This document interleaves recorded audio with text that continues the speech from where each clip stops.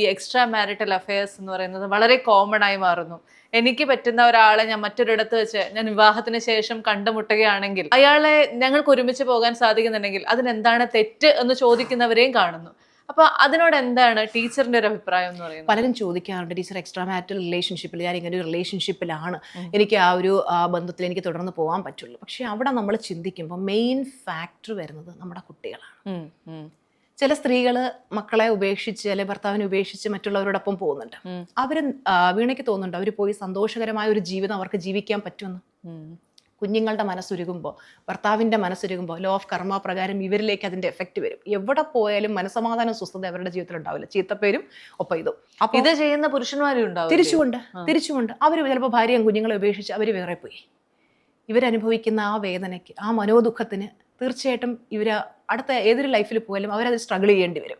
അപ്പോൾ നമ്മൾ ആ ഒരു റിലേഷൻഷിപ്പിലേക്കൊക്കെ പോകാൻ വളരെ എളുപ്പമാണ്. പക്ഷേ മനസ്സിലാക്കുക, നമ്മൾ അതിലേക്കൊക്കെ പോയി കഴിഞ്ഞാൽ ശരിക്കും പറഞ്ഞാൽ പിന്നീട് നമ്മുടെ കുടുംബത്തിൽ നമ്മുടെ മക്കൾക്ക്, ഒരു തെറ്റും ചെയ്യാത്ത നമ്മുടെ മക്കൾക്ക് ഒരുപാട് ദുരനുഭവങ്ങളുണ്ടാവും. എത്ര പേരുടെ മുന്നിൽ അവർ തല കുനിക്കേണ്ടി വരും.